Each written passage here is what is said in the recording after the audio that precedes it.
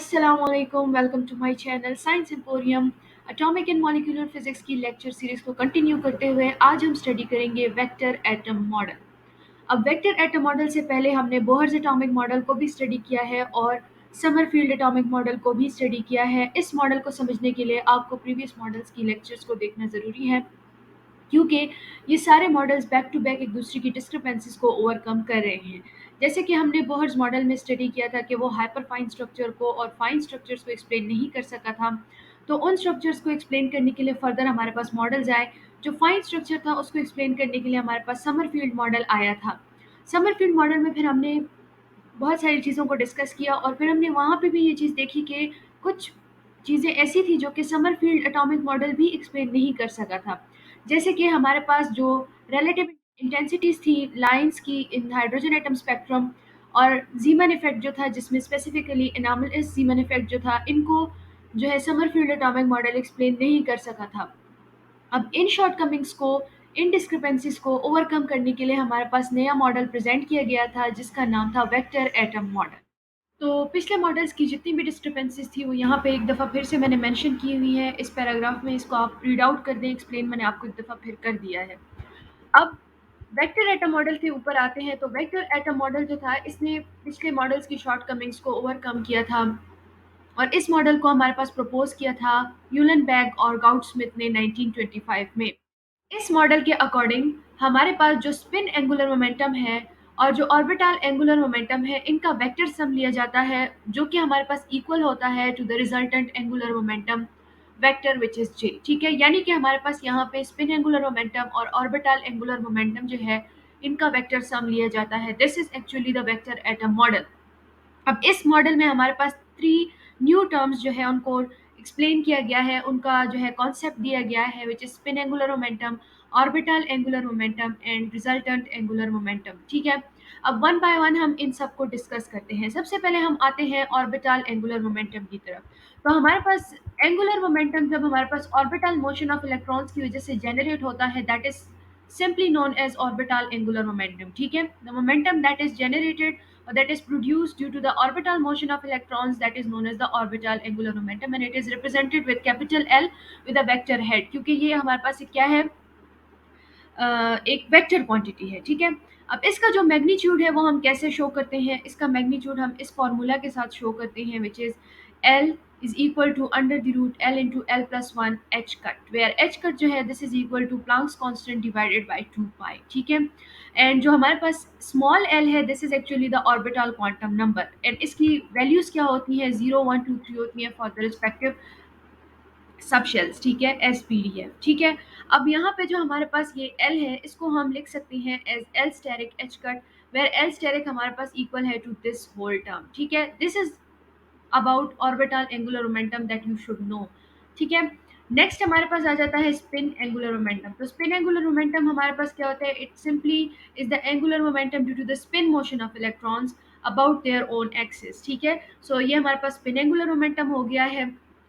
इसका मैग्नीट्यूड जो है वो हम इस तरह से डिनोट करते हैं, where again h cut is equal to Planck's constant upon 2 pi, and s is the spin quantum number, and spin quantum number की वैल्यू हमारे पास क्या होती है, plus minus half, because we know that कि या तो स्पिन अप होगा या फिर स्पिन डाउन होगा। ठीक है, सो हमारे पास स्पिन जो है वो सिर्फ और सिर्फ 2 वैल्यूज रखती हैं।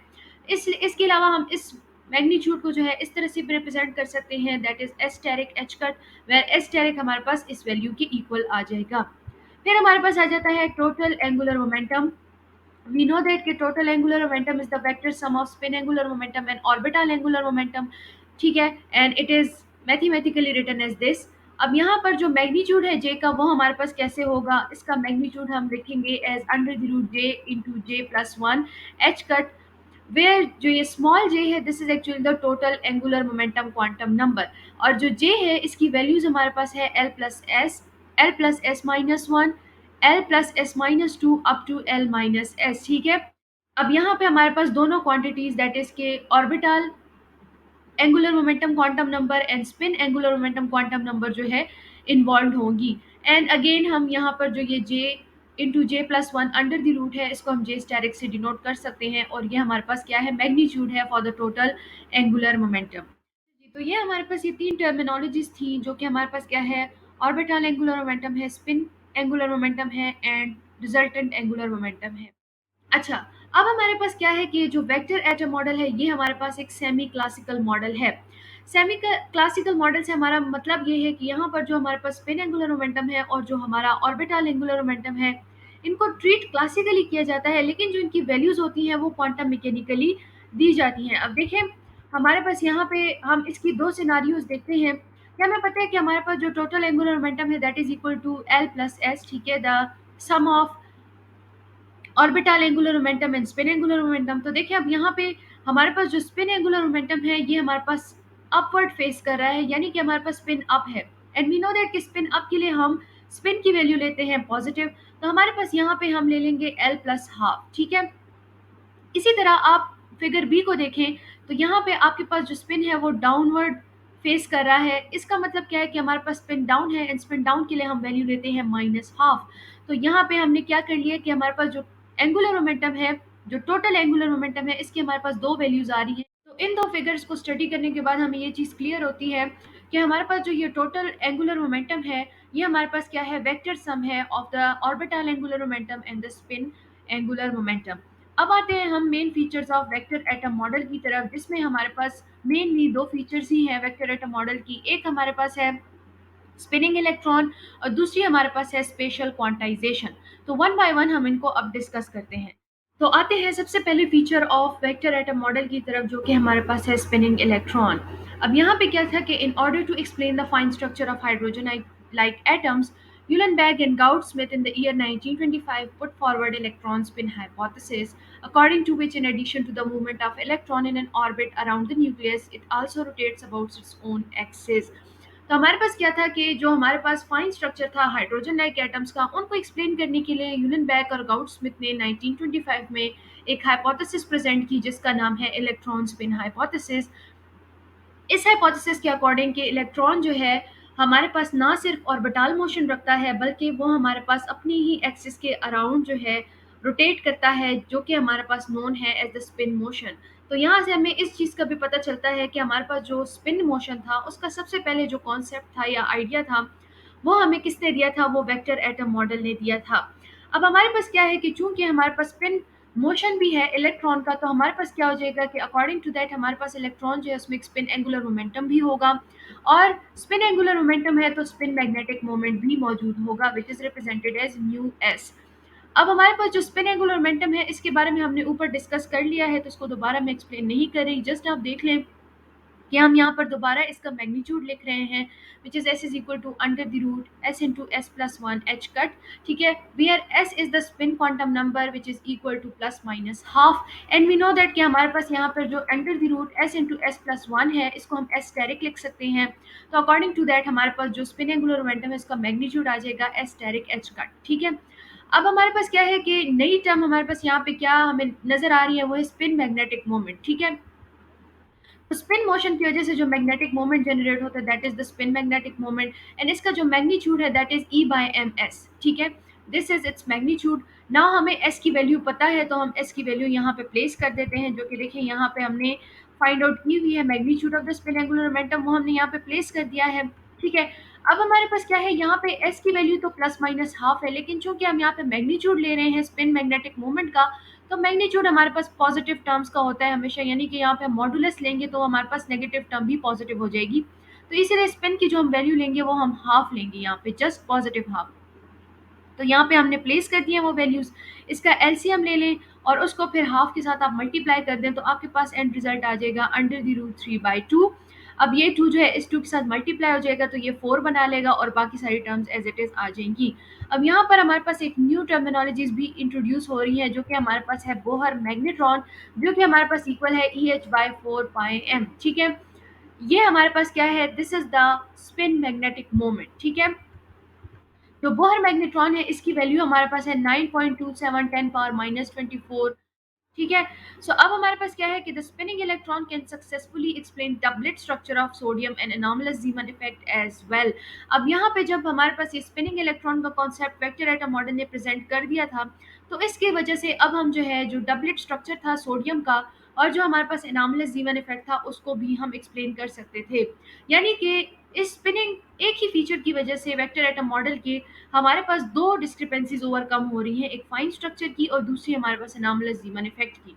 ये जीमन इफेक्ट इंशाल्लाह हम आगे के लेक्चर्स में स्टडी करेंगे तो आपको ये चीज़ें और भी क्लियर हो जाएंगी कि जीमन इफेक्ट क्या चीज़ है और एनामलेस जीमन इफेक्ट क्या चीज़ है, ठीक है। तो और फाइन स्ट्रक्चर के साथ इसका क्या ताल्लुक है, ये सारी चीज़ें इंशाल्लाह हम आने वाले लेक्चर्स में डिस्कस करते हैं। अच्छा, आते हैं हम वेक्टर एटम मॉडल की सेकंड फीचर की तरफ, जो कि हमारे पास है स्पेशल क्वांटाइजेशन। अब वेक्टर एटम मॉडल के फर्स्ट फीचर में हमने ये चीज़ देखी कि हमारे पास इलेक्ट्रॉन जो है वो ना सिर्फ ऑर्बिटल मोशन रखते हैं बल्कि वो स्पिन मोशन भी रखते हैं। जो सेकंड फीचर है वो हमें क्वांटम नंबर्स के बारे में बताता है और प्रिसिशन के बारे में बताता है कि किस तरह से orbital angular momentum magnetic field के अलोंग प्रिसाइज करता है। तो ये दोनों पॉइंट्स हम यहाँ पर अब डिस्कस करेंगे। सबसे पहले देखेंगे according to the Bohr Sommerfeld atomic model we have seen that orbits of electrons are two-dimensional. So the electron possesses only 2 degrees of freedom. In other words, only two quantum numbers are sufficient to define electron orbit. तो देखिए, Bohr Sommerfeld atomic model जो था उसमें हमने ये चीज़ देखी कि जो इलेक्ट्रॉन्स हैं वो हमारे पास टू डायमेंशनल स्पेस में मोशन करते हैं, जिसके अकॉर्डिंग अगर हमारे पास एक टू डायमेंशनल स्पेस आ गया है तो हमारे पास डिग्रीज ऑफ फ्रीडम भी हमें टू ही चाहिए होंगी।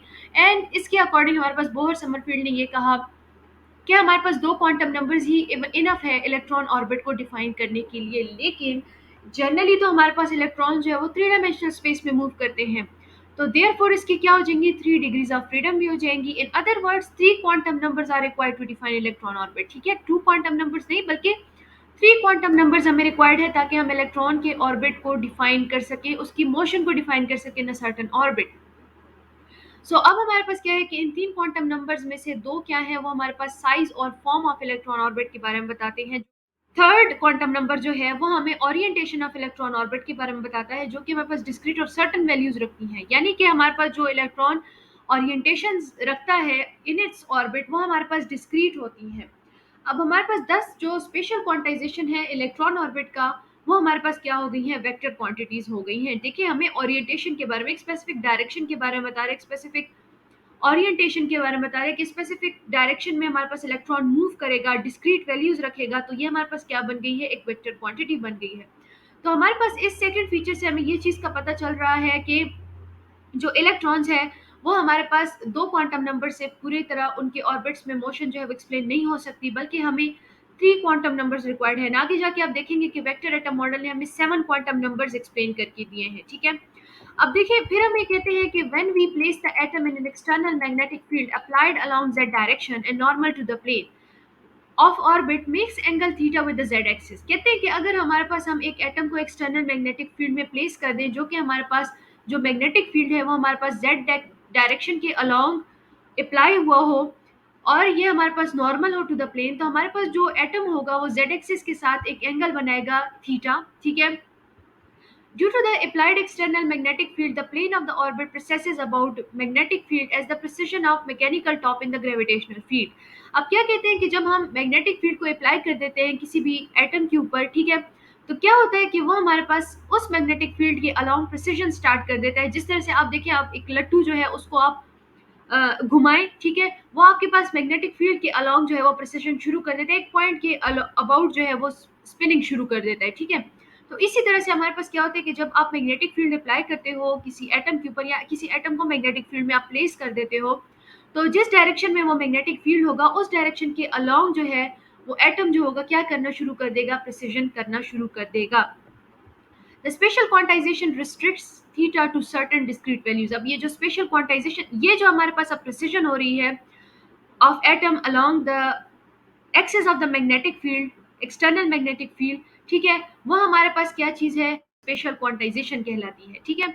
तो हमारे पास क्या है कि जो यहाँ पर थीटा है ये हमारे पास मैग्नेटिक फील्ड के ऊपर तो डिपेंड नहीं करता, लेकिन हमारे पास जो प्रिसिजन का रेट होता है कि किस स्पीड से हमारे पास प्रिसिजन होगी, वो हमारे पास डिपेंड करता है फील्ड की स्ट्रेंथ के ऊपर कि कितना ज़्यादा हमने फील्ड अप्लाई किया हुआ है, ठीक है। तो अब देखिए कि z component of L is given by Lz is equal to mlh upon 2 pi, where ml is the magnetic orbital quantum number and its values are minus l to plus l. देखिए, अब अभी तक हमने magnetic orbital quantum number के बारे में नहीं जाना था, अभी तक हमारे पास प्रिंसिपल क्वांटम नंबर था, एजीमुथल क्वांटम नंबर था और स्पिन क्वांटम नंबर था, ठीक है।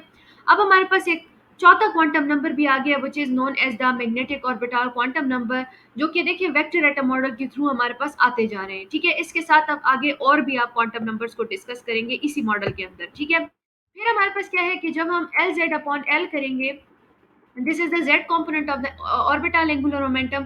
तो जब हम इसका रेशियो लेंगे तो हमारे पास क्या बन जाएगा, M L H upon two pi, और ये हमें पता है, हमने स्टार्ट में ये वैल्यूज डिस्कस कर ली हैं। तो एच अपॉन टू पाई और एच अपॉन टू पाई आपस में कैंसिल हो जाएंगे और हमारे पास क्या हो जाएगा, M l divided by under the root l into l plus one. ठीक है, अब देखिए यहाँ से हमारे पास कॉस थीटा जो है वो इक्वल टू हो जाएगा M l by l into l plus one under the root where l z upon l जो है that is equal to cos theta. ठीक है, यहाँ पर एल जेड अपॉन एल की जगह हमने कॉस थीटा प्लेस कर दिया है, तो हमारे पास ये क्या बन जाएगा, M l divided by under the root l into l plus one. और ऊपर जो मैंने आपको थ्योरी प्रेजेंट की है, मैंने कहा कि आपने एक एक्सटर्नल मैग्नेटिक फील्ड को अलोंग जेड एक्सिस अप्लाई कर दिया है ऑन एन एटम, तो क्या हो गया कि वहां पर आपके पास जो इसका ऑर्बिटल एंगुलर मोमेंटम होगा वो अलोंग द जेड एक्सिस क्या करना शुरू कर देगा, या अलोंग द मैग्नेटिक फील्ड क्या करना शुरू कर देगा, प्रिसाइज करना शुरू कर देगा। यानी कि ये एक लट्टू की तरह इसके इर्द गिर्द जो है वो घूमना शुरू कर देगा और यहाँ पर एक सर्टन एंगल थीटा बन जाएगा, जो कि हमारे पास सर्टन डिस्क्रीट वैल्यूज रखेगा। ठीक है, और जो हमारे पास ये प्रिसिजन का रेट होगा वो डिपेंड करेगा on the strength of this applied magnetic field. तो ये हमारे पास था स्पेशल क्वांटाइजेशन। ठीक है, अब आपके ज़हन में एक सवाल तो आया होगा कि यहाँ पर हमने एल जेड अपॉन एल को कॉस थीटा की इक्वल क्यों लिया है। तो देखिए यहाँ पर आपके पास क्या है, ये आपके पास बेस है, ये आपका हाइपोटेन्यूज है और ये परपेंडिकुलर है। देखिए जहाँ पर आपके पास थीटा बनेगा उसके एडजेसेंट जो होगा that would be the base, उसके बिल्कुल सामने जो होगा वो आपके पास परपेंडिकुलर होगा। ठीक है, जो रह गया दैट इज हाइपोटेन्यूज। तो अब देखिए आपके पास जो आपका हाइपोटेन्यूज है वो एल है। ठीक है, आपका एल जेड क्या है, बेस है। तो बेस बाय हाइपोटेन्यूज हमें पता है it is equal to cos theta. तो आपके पास एल जेड अपॉन एल क्या हो जाएगा, कॉस थीटा की इक्वल आ जाएगा। तो ये इस तरह से हमने कॉस थीटा की इक्वल लिया है। अब लेक्चर काफ़ी लेंथी हो गया है, इंशाल्लाह नेक्स्ट लेक्चर में हम फर्दर कंटिन्यू करेंगे और हम इन 7 क्वांटम नंबर्स को डिस्कस करेंगे जो कि वेक्टर एटम मॉडल के साथ एसोसिएटेड हैं। यानी कि वेक्टर एटम मॉडल ने आपको इन सब का कॉन्सेप्ट दिया था। तो ये सारी चीज़ें हम कंटिन्यू करेंगे नेक्स्ट लेक्चर के अंदर। एंड कुछ टर्मिनोलॉजीज हैं जैसे कि बोहर मैग्नेट्रॉन है, स्पिन मैग्नेटिक मोमेंट है, और और भी जितनी हमारे पास टर्मिनोलॉजीज इसमें ऐसी हैं जिनके ऊपर डिस्कशन बनती है वो भी हम नेक्स्ट लेक्चर में इंशाल्लाह डिस्कस करेंगे। टिल देन टेक केयर, अल्लाह हाफिज़।